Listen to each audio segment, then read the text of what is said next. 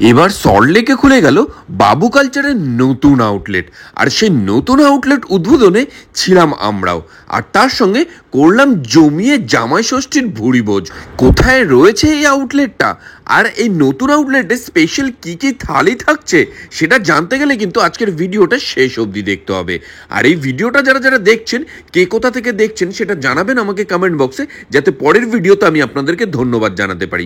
আগের ভিডিওতে যেমন কমেন্ট করেছিলেন কাঁচরাপাড়া থেকে আকাশদীপ রয়, বাংলাদেশ থেকে অজয় শামিন এবং চন্দননগর থেকে প্রীতম দাস। আর এই নতুন আউটলেটে ঢোকার সময় কিন্তু আমাদেরকে সুন্দরভাবে বরণ করে নেওয়া হলো।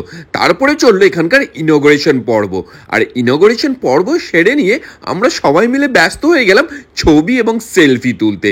আর এখানকার এত সুন্দর ফটোজেনিক অ্যাম্বিয়েন্স যে ছবি তোলা যেন শেষই হচ্ছিল না।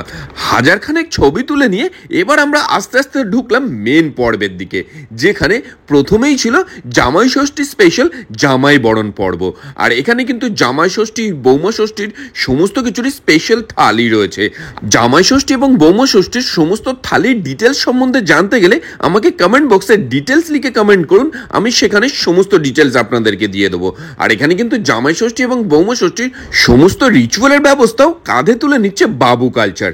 আর এখানে গিয়ে জামাই ষষ্ঠীর রিচুয়াল সেরে আমরা বসে পড়লাম জামাই ষষ্ঠীর স্পেশাল থালিটা নিয়ে। যে থালি থেকে আমরা প্রথমেই যেটা ট্রাই করলাম সেটা হচ্ছে লুচি এবং তার সঙ্গে ভাজা মশলার আলুর দম। লুচির সঙ্গে আলুর দম না ছোলার ডাল, কার কোনটা ভালো লাগে সেটা জানাবেন আমাকে কমেন্ট বক্সে। আর এরপরে যেটা ট্রাই করলাম সেটা হচ্ছে এখানকার ফিশ ফ্রাইটা, যার ভেতরে ফিশের পরিমাণ ভালোই ছিল, ওপরে কোটিংটা মুচমুচে। এরপরে লম্বা লম্বা বাসমতি চালে সাদা ভাত এবং তার সঙ্গে শুক্তো। আর এই শুক্তোয় দেখতে পাচ্ছেন ডাটা, উচ্ছে, বড়ি সমস্ত কিছু কিন্তু একেবারে পর্যাপ্ত পরিমাণে ছিল। গরম গরম ভাতের সঙ্গে মেখে খেতে বেশ ভালোই লাগছিল। আর এটা খেয়ে নিয়ে নেক্সট যেটা এই থালি থেকে ট্রাই করলাম সেটা হচ্ছে সোনা মুগ ডাল। আর ডালটা দেখুন একেবারে ঘন ডাল, আর গরম ভাতের সঙ্গে লেবু, ঝুরি আলু ভাজা সমস্ত কিছু দিয়ে মেখে খেতে জাস্ট স্বর্গ বলা চলে।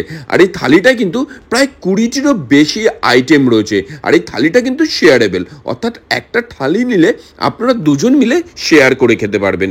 এরপরে যেটা থালিতে থাকছে সেটা হচ্ছে বেগুনি, আর তার সঙ্গে মুরগির পেঁয়াজি। এটা কিন্তু আসলে চিকেন, পেঁয়াজ সমস্ত কিছু দিয়ে পেঁয়াজি যেভাবে তৈরি হয় সেরকমভাবেই তৈরি করা হয়েছিল। এরপরে যেটা এই থালি থেকে ট্রাই করলাম সেটা হচ্ছে কই মাছ। আর এই কই মাছের কালারটা দেখুন, ও হো, কই মাছ কিন্তু আমার অসাধারণ ভালো লাগে। আর এই কই মাছের গ্রেভিটা দেখুন, ও হো, একেবারে লাল লাল ঝোল, সাদা সাদা গরম গরম ভাতে দারুণ লাগবে। আর এই মাছটা কিন্তু একেবারেই ফ্রেশ ছিল। কই মাছ আমার মতন কে কে ভালো খান সেটা জানাবেন আমাকে কমেন্ট বক্সে। প্রথমে কই মাছটা নিয়ে নিলাম, আর তারপরে তেল, গ্রেভিটা সবকিছু একসঙ্গে নিয়ে একেবারে মুখে চালান করে দিলাম। এরপরে এই থালিটা থেকে যেটা থাকছে সেটা হচ্ছে আমপান্না। এত কিছু খাবার দাবারের পরে আমপান্না নিয়ে একটু গলা ভিজিয়ে নিয়ে নেক্সট চলে গেলাম চিংড়ি মাছের দিকে। আর এখানে কিন্তু চিংড়ি মাছের মালাইকারিতে 2 পিস চিংড়ি আপনারা পেয়ে যাচ্ছেন, তার সঙ্গে ইলিশ মাছ। এই ইলিশ মাছটা কিন্তু এই থালিতে ছিল না, এটা অ্যাড অন আমরা আলাদা করে নিয়েছি। তার কারণ আপনারা জানেন যে ইলিশ মাছ আমি কতটা ভালো খাই, আর জামাই আদরে ইলিশ মাছ থাকবে না সেটা তো হতেই পারে না। এরপরে চলে গেলাম আমি আমার একদম ফেভারিট কম্বোর দিকে।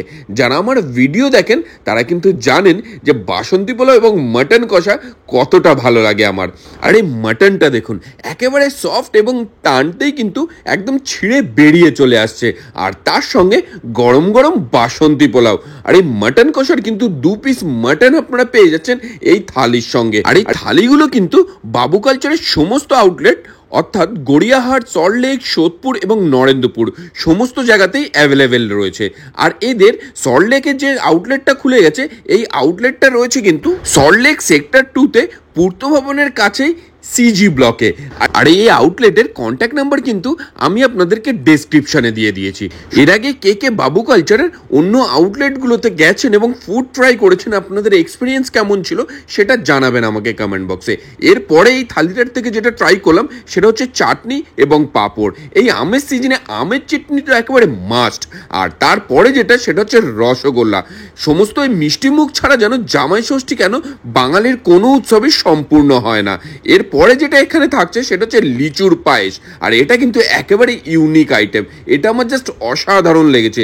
যারা যাবেন তাদেরকে বলবো এই লিচুর পায়েসটা অবশ্যই অবশ্যই করে ট্রাই করুন।